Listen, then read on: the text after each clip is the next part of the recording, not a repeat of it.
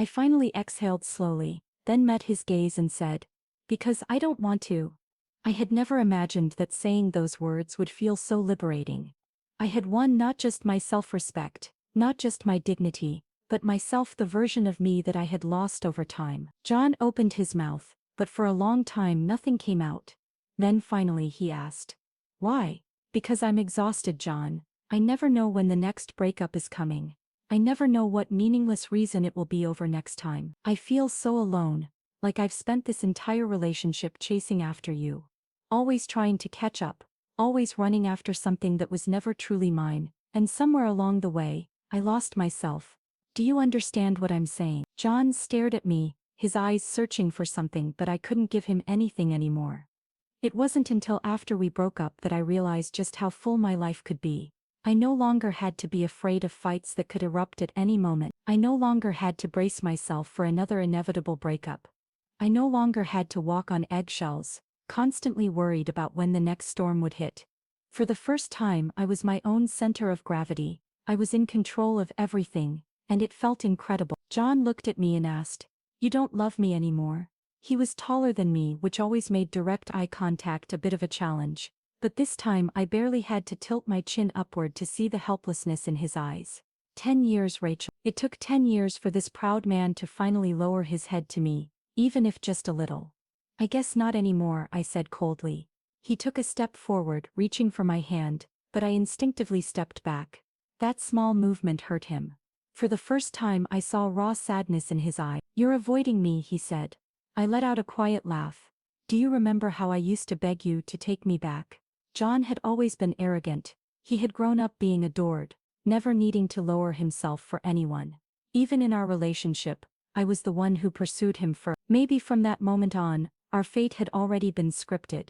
He had dumped me so many times because of Isabel, his childhood friend, and every time I bent over backward to keep him. I even bought Isabel gifts just so she wouldn't hate me, just so John wouldn't leave me over her. Now, looking back, I could barely stomach the memory. It was humiliating. I had no self-respect, no self-love. Hearing my words, John froze for a long time. He said nothing because he knew it. He knew that in this relationship, I had never been treated with dignity. "John, before you ask someone else a question, ask yourself first. What do you mean? Before asking me if I ever loved you, ask yourself, did you ever love me?" I left him standing there and then I walked away. I didn't look back. Some things in life only feel truly liberating once you finally have the courage to do them, like realizing how good it felt to leave John far behind. From that moment on, he was no longer an obstacle in my life. No matter where he appeared, he had no power over me anymore. For example, at the negotiation table, for some reason John had suddenly become my client. Despite knowing nothing about renewable energy, he had used his money to invest in a mid-sized energy company, and was now sitting across from me, trying to make a deal as the supplier. I was naturally included in the meeting to explain the technical details of the product. John didn't seem too concerned about the service package we were offering, but he was very interested in the product itself, which meant I had to be at peak professionalism to handle his question. By the time the meeting wrapped up, it was already 6 hours in the evening. John stood up with a polite smile. "Thank you for your hard work today, everyone. Let's have dinner together at a nice restaurant." Before I could quietly slip away, my boss Scott immediately responded, "That sounds great. There's a highly rated restaurant just around the corner." My treat. I was about to make my escape when Scott suddenly glanced around and asked, "Where's Rachel? I just saw her here." I had no choice but to speak up. "I'm here." Scott turned to me with a pleased expression. "Rachel, you should join us. You did an incredible job today. The product demo and explanation were spot on." He then turned to introduce me to John. When Rachel first joined, I was worried she might be too young and inexperienced, but after working with her, I realized she's one of the most capable people on our team. "Rachel, this is John White. We'll be collaborating with him moving forward." John didn't seem to mind being introduced to me as a colleague, but I could see the underlying tension in his eyes. I wasn't sure if he was proud to be working with me in a professional setting, or if he still saw me as the person he wanted to possess. Either way, the dynamic had completely shifted. John extended his hand toward me. "Pleasure to meet you." I hadn't expected such an eventful dinner. Just as we arrived at the restaurant, and were about to take our seats, we ran into someone familiar. She walked up to John with ease, her tone casual yet intimate. John, why didn't you tell me you were coming here? There was so much to read between the lines in her tone and the choice of words. It was clear that whatever was between them was not simple. Scott, always quick to assess a situation, immediately invited her. Since you're a friend of Mr. White, why don't you join us for dinner? Isabel smiled and nodded, then stepped forward and wrapped her arm around John's. Sure, thank you. A colleague standing next to me whispered, is she seriously trying to mark her territory? This is a business setting, how unprofessional. John, however, didn't immediately follow Isabel inside. Instead, he glanced back at me. I ignored him and excused myself, heading to the restaurant. By the time I returned, the food had already started arriving. Just as I walked in, I caught part of Isabel's conversation. Oh, John and I aren't like that. You guys are misunderstanding. He has a girlfriend. To my surprise, one of my colleagues casually added, then I feel bad for his girlfriend. Scott sighed and rubbed his forehead. Why are you even here? You never come to these dinners. I turned to see the person who had spoken. It was the same cute-looking coworker who had whispered to me earlier about Isabel. I hadn't expected her to be so blunt enough to make even the boss nervous. Without hesitation she replied, I'm here for the food. If we have to work through dinner we might as well get a good meal out of it, right? Scott sighed again and made the introductions. Mr. White, this is Olivia Chase, our product line's lead project manager. Isabel, in a sickly sweet yet condescending tone, said, wow, I didn't expect your lead project manager to be so young, must be very talented. Scott simply closed his eyes, then shot Isabel a look of pure sympathy. It took me about 10 minutes to fully understand why Olivia finally spoke. Her tone was as sharp as a knife. I look young because there's this thing called cosmetic procedures. You spend enough money and it makes you pretty. Unfortunately it does nothing for intelligence. Otherwise, I do recommend you try it. She took a casual sip of her drink before continuing. But even if Botox can't fix your brain, there's something else that might help. It's called a mirror, or if that's too much effort, just pull out your phone, turn on the front camera and take a good look at yourself. Because if you did you'd realize you should have stayed home since lack of intelligence is practically tattooed across your forehead. The room fell completely silent. I almost choked on my drink. But Olivia wasn't done. If you were actually Mr. White's real girlfriend, I could at least understand your delusional behavior. Maybe even let it slide. But you're not, so what exactly are you showing off? She looked around the table, then smirked. Let's see. Other than Rachel and me, the rest of this table is full of men, so tell me who exactly is bothering you. Then with a raised eyebrow she asked, and seriously, why are you even here? From the moment you walked in, I could tell you were unemployed. What kind of jobless freeloader just happens to show up at a business dinner, conveniently bumping into an old friend who invited you? The tension in the room was unbearable. I was stunned but I didn't flinch. I wasn't about to let Isabel's pathetic attempt to stir drama affect me. I had much bigger things to focus on now. With a final bite of food, Olivia calmly wiped her mouth, then turned to Scott. Scott, that last question was the most important one. They leave the mess to you now, but I expect an answer. This could determine whether we reconsider partnerships with certain companies. With that she grabbed her bag, took my hand and said, all right everyone, we're heading out. Enjoy your meal. She shot Scott a playful wink, then dragged me away at full speed. Olivia happened to live in the same neighborhood as me. It was close to our office, which was why so many of our colleagues rented places nearby. As we walked I kept thinking about how to tell her the truth, that John was my ex. She had been so fiercely protective of me tonight, standing up to Isabel and even dragging me out of that awkward dinner. I couldn't keep lying to her. I was still trying to find the right words when she suddenly spoke from my right. John's trash, she said bluntly. I turned to her in shock. She took one look at my expression and burst out laughing, reaching over to pinch my cheek. Why are you so surprised? Didn't he stop you in front of the office the other day? I left 5 minutes after you and heard the whole thing. And today, come on, he was so obvious in the meeting, staring at you, asking you all those questions. You really thought Scott didn't notice? He called you over because your ex asked him to. Otherwise Scott never would have insisted. I couldn't help but smile at Olivia's bluntness. Sometimes with girls, once a conversation opens up, everything just flows, she added with a wink. By the time we reached our neighborhood, we had talked about everything, and that's when I realized she was 4 years older than me. I never would have guessed. Her face was fresh and youthful, her skin flawless, her body proportionate and toned. Looking at her, I felt like I was seeing a different version of life, a version I had never allowed myself to consider. The truth was, I had never struggled financially. I earned a good salary, but back then, it was never just about me. I had to fit into John's lifestyle. He came from money, and his standards were high.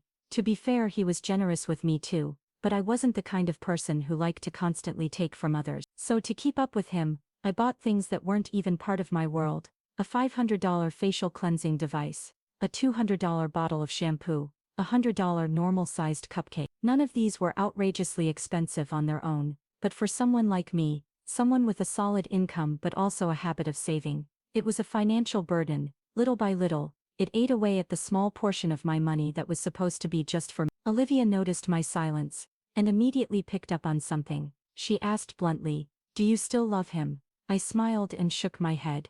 "I wouldn't dare," she shrugged. "Then don't. Or love someone else, and if that doesn't work, try again." We kept talking as we walked, and by the time we reached our neighborhood, we realized we lived in adjacent buildings. As we parted ways, she waved at me. "Let's work out together sometime. I'll introduce you to a good trainer," she said with a grin. I looked into her genuine eyes, and asked, "How about tomorrow?" She immediately grinned. "Perfect. Wait for me after work." Back home, I opened my phone and saw that our colleagues were blowing up the group chat.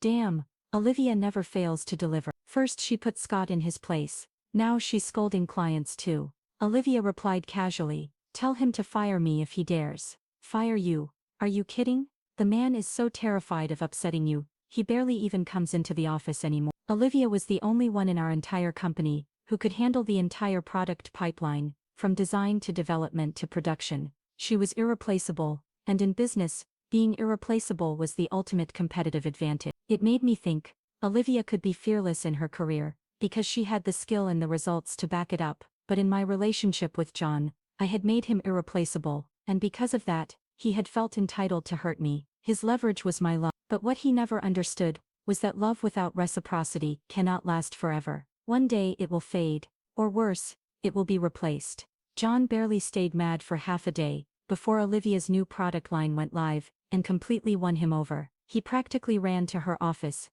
"My dear Olivia, when do you think we'll be done with testing today?" Olivia, in a voice loud enough for the whole office to hear, said, "Right after we finish afternoon tea." Scott got the hint immediately and understood. Afternoon tea is on me. Meanwhile, John's partnership with the company continued. He seemed very interested in Olivia's new product line and showed up twice to observe. Scott paired me up with Olivia to present the product to him. Olivia rolled her eyes but said nothing. That evening, after the workday ended, John asked me out to dinner. "Can I take you to dinner, Rachel?" Honestly, I had no interest in entertaining him, but I remembered what Olivia had said. Toxic relationships should be cut off quickly, like a clean wound. I was glad I took her advice, because that night, I finally heard John say something I never thought I'd hear, an apology. Sitting across from me, his eyes were red, and he whispered, "I'm sorry, Rachel, I hurt you. Can you forgive me? I swear I'll never suggest breaking up again. If you agree to marry me, we can get married immediately." Who would have thought? The marriage proposal I had begged for, dreamed of, cried over for 10 years was finally here, and yet, all I could think was how funny it was. A year ago, even just a few months ago, I would have been ecstatic, but now it was just ridiculous. This time I asked him the question, "Why do you want to marry me, John?" His answer was immediate. "Because I love you, Rachel. I can't live without you. The time we've been apart, I realized that you were like air to me. I never noticed it before, but the moment I lost you, I couldn't breathe."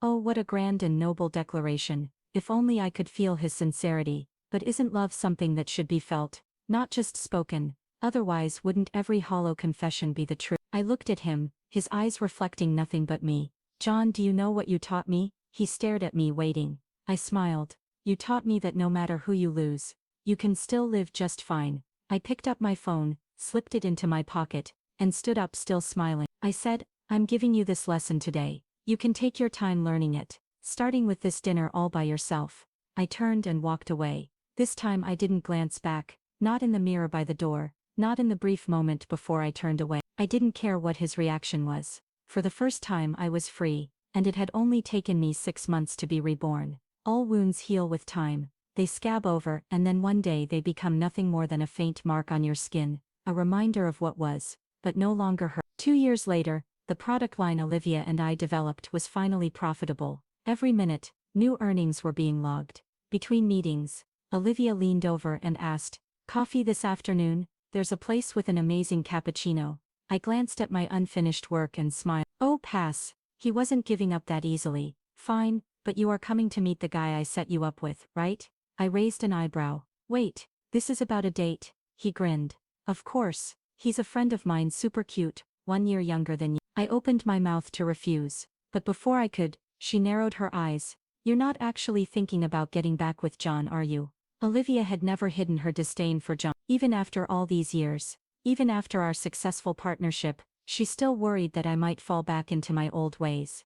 I laughed, shaking my head. "Fine, go ahead. I like cute guys. He sounds promising." Turns out, he really was cute. Not just good-looking, but full of life, effortlessly charming. Even John would have felt inferior standing next to him. One evening, he was dropping me off at the office when we ran straight into John. John froze, then disappeared for 3 days. Olivia smirked. "He's home nursing his wounds." "Good, let him. After all, I healed mine on my own, and I had better things to do, like go on my next date." That's my story. Thank you for being here. I hope it maybe also gave you some inspiration to think about. If you have any thoughts, drop them in the comments below, and if you like this video, don't forget to like and subscribe. I'll see you tomorrow with another story. Until then, take care.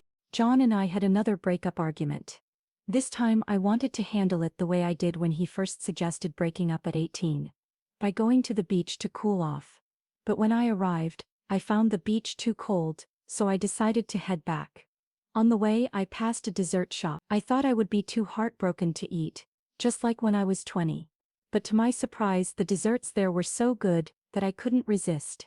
Afterward I went home and thought I would do the same thing I had done at 22, 23 and 24. Begged John to take me back after his usual breakup routine. But then I remembered my boss had assigned me a business trip. A month passed quickly, and my career was flourishing during that time. John, unable to hold back, finally called me. "Why haven't you called to apologize yet?" That's when I realized I had forgotten to call him to reconcile. So I hesitantly asked, "I'm sorry, I've been so busy lately that I forgot to contact you. How about we just break up for good?" My friends were chatting, saying John was planning to propose to me. John just smiled casually, clearly indifferent. "I don't need to propose, Rachel will definitely marry me. Then, I'll have Isabel be the maid of honor. She's been asking me about it for a while now." The emphasis of his words seemed more about having his childhood friend Isabel as the maid of honor than actually marrying me. I took a sip of water and spoke up. "I already have my maid of honor. My college roommate Rachel. We promised each other that no matter who gets married first, we'd be bridesmaids." John didn't even look at me and simply said, "Well then just add one more. I don't like too many bridesmaids." He got a little irritated and added, "Isabel has never been a maid of honor. Can't you just give her a chance?" Our friends around us fell silent. They were used to our random squabbles and never got involved because I always ended up apologizing. After John played his usual cold act for a couple of days, everything went back to normal. No one wanted to be a peacemaker in this kind of relationship. This time I said with firm resolve, "No thank you. It's my wedding and I want to make the decision." John walked up to me and asked, "What if I insist?" I didn't respond, but John already understood I was rejecting him. He got angry and shouted, "Then let's break up, Rachel. Don't contact me again." He slammed the door and left. The remaining friends looked at each other awkwardly. I gave a quick greeting before they started teasing me. "Be more confident. Don't be sad about what John just said. You'll win him back. Just go apologize, and everything will be fine." I smiled but didn't comment further. I walked alone, stopping now and then to clear my mind. Thoughts of the years I spent with John flooded my brain. We had first fallen for each other in high school, then confirmed our relationship in college. We made it through the challenges of a long-distance relationship, and survived the difficult phase of living together. At every stage we had faced failures, and each time I had given my all to fix things. I often asked myself, why does loving someone have to be this humble?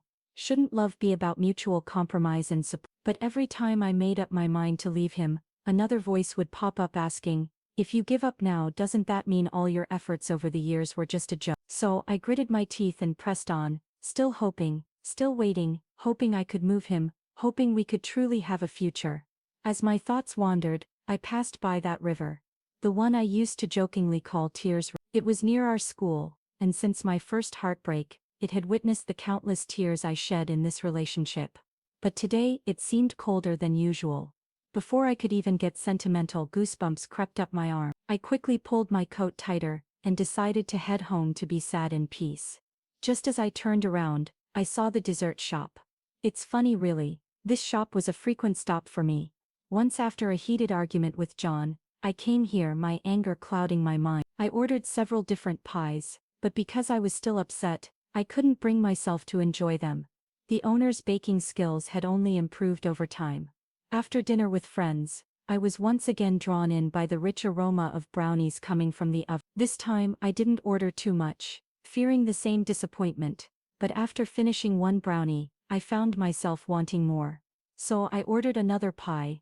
As I busily savored the treats, my stomach felt content, and somehow my heart felt less empty. After finishing the dessert, I went back home, but as I stood at the doorstep, I hesitated. After living with John for so long, the little house was filled with traces of our shared life. But when I opened the door and saw the overflowing trash bags that hadn't been replaced, the empty drink bottles that hadn't been thrown away, and the shoes scattered carelessly around, my anger seemed to outweigh the sadness of the breakup. It was as though the fire of my anger had burned away all my tears.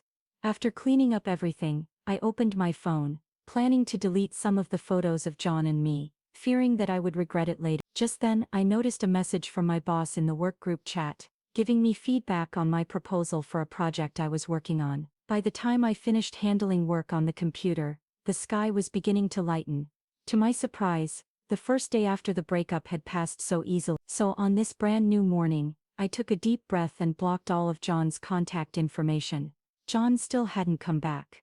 I knew he was waiting for me to apologize and beg him to come home. I also thought I would give in again this time. After all, I was used to it, and it didn't seem like such a disrespectful thing to let go of my pride for love. But every time I reached for my phone, something more important would interrupt me, either a meeting or a client to attend to. In the midst of all this business, I realized that it had been almost 8 or 9 days since I last contacted him.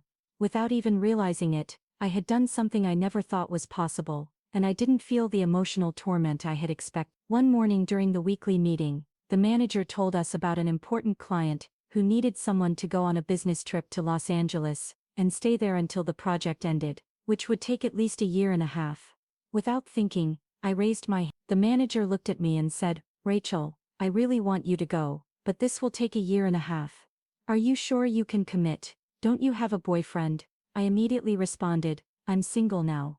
The whole meeting room burst into laughter. There was no hiding. Everyone already knew the situation between John and me, but after a lot of discussion, no one else was willing to go. After all, leaving the headquarters for a year and a half meant that returning afterward could lead to an awkward position in the company, and it wasn't the best move for their career trajectory. But for me, the main benefit was not just escaping from John and getting some clarity on my emotion. More importantly, Los Angeles, where the client was, had always been a city I wanted to live in. John had always refused to leave here. For him, no place was more comfortable than staying here, so he never wanted to go. Even when I suggested a trip, he firmly refused to let me go to Los Angeles, and my friends joked that he was afraid I'd go and never come back.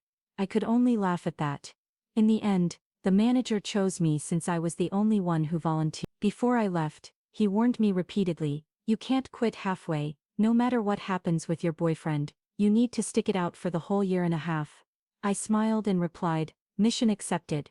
The first few days in Los Angeles were incredibly busy. I worked 2 straight weeks of overtime, barely finding time to look for a place to stay, and had to stay in the hotel arranged by the client. It wasn't until the 3rd weekend that I finally had some time to explore. It was just as beautiful as I'd seen in the magazines, but being here in person, I could appreciate the many different aspects of its charm. I thought to myself, I really made the right choice by coming here.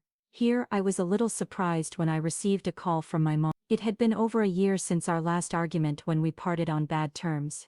Ever since I turned 25, they had been urging me to marry John, and now at 30, they still hadn't seen any results. So they had secretly found John's contact information in my phone, and reached out to him. I could already imagine how harsh their conversation must have been, and sure enough, John didn't speak to me for an entire month after that call.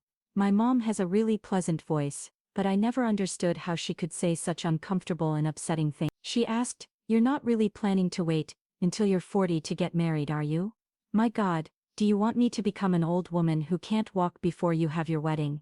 You wouldn't be that cruel, would you?" I replied, "Mom, even as an old woman, you'll still be healthy, maybe even faster than me. Stop exaggerating. I don't have time for your nonsense. Your sister told me you and John broke up. Is it true? You two would always get back together in no time before, but this time, I feel like something's wrong. You've spent days without a word. Did you finally break up for good?" I sighed impatiently. "Just get to the point, I'm busy with work. You have your father's temper. No wonder the two of you can't stand being in the same room." She was about to hang up, but I could hear her voice quickly becoming anxious. "Don't hang up. I just wanted to say, if you're free this weekend, I know a good young man introduced by your Aunt Lucy. You should meet him. He works in the same city as you." "Oh, he might not be in the same city now. I forgot to mention, I switched cities for work." My mom's voice suddenly got louder. "Why on earth did you change jobs again? You've always been like this, making decisions without telling me anything." I didn't want to argue with her again, nor did I want to make her upset, so I reluctantly asked, "Who's the person you want to introduce to me?" Just a moment ago my mom's voice had been so loud and confident, but now she hesitated. "Lucy says it's the son of your cousin's boss. I heard he's got a good background. Would you consider it?" I couldn't understand how she could say that without feeling guilty. The last time Aunt Lucy tried to set me up with someone, it turned out to be a robber. After I repeatedly refused, she even gave him my address. If John hadn't come back just in time that day in that dark stairwell, I don't even know what would have happened. I later found out that the guy was the son of one of Aunt Lucy's clients. In an attempt to please the client, Lucy didn't bother to check him out, and just gave my mom a photo of me, which she sent to him. When he expressed some interest, she eagerly passed along my address. I had no idea about any of this until after the fact, when I later considered reporting it to the police. Aunt Lucy flat out told me she wouldn't testify for me because she couldn't afford to offend that client. The matter was swept under the rug. I never expected this to happen again this year. If my mom were standing in front of me right now, I'd definitely be watching her closely to see if she'd turn red with embarrassment. I suppressed my anger and said, "I'm not going to agree to Aunt Lucy's request. You know what kind of person she is." My mom's voice came through the phone, continuing, "Are you sure? Must you speak so sarcastically? It's just that the person Lucy introduced to you last year took advantage of you a little," and she cried and apologized afterward. "He didn't know anything about him. Otherwise, why would she have introduced him to you?" I really didn't feel like arguing anymore. If you didn't know the situation, why would you still go ahead and introduce someone? Tell Lucy not to use me for favors. She tries again, don't be surprised if I lose it on her. Don't blame me if she thinks I'm crazy next time. My mom's voice got sharp. "You're really ungrateful." The moment I hung up, the world around me felt quiet for the first time. I had never realized how beautiful silence could be. With newfound clarity, I efficiently revised a project proposal and sent it off to the client. Moments later, they responded with positive feedback, complimenting my work. In their words, I felt a sense of validation, a small but solid piece of self-confidence forming within me. Feeling relaxed, I casually posted on Instagram, "Wrapped up work. Another easy day." The comments poured in quickly. "Rachel, you're such a workaholic. Now we've been trying to meet up for a week, and turns out you've been buried in work at home. Girl, you're too busy with work. Someone's about to steal your boyfriend, you know that. Why haven't you taken down your breakup post yet? Don't tell me you guys haven't made up. Maybe you didn't try hard enough to surprise John this time. You haven't gone to beg him back." I replied to each one, "I'm on a business trip. Let's meet when I'm back. I don't have a boyfriend. Who's there to steal? I'm not getting back with him." As soon as I finished typing, my phone rang. It was Anna, one of our mutual friends I used to hang out with a lot when I was with John. "Hey Rachel, what are you up to?" Been busy lately." She hesitated for a moment, before lowering her voice. "You're still not back, huh? I stopped by your place the other day and knocked, but you weren't there. I'm in LA. I won't be back anytime soon." She quickly said, "I haven't seen you in a while. I wanted to catch up. I have time now if you want to chat." Her voice got even quieter before she finally said, "Have you heard about John and Isabel?"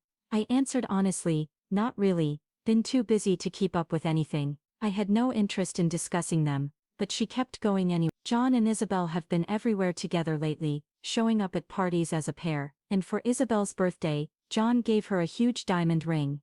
Everyone's speculating they might be a couple, but John won't confirm it.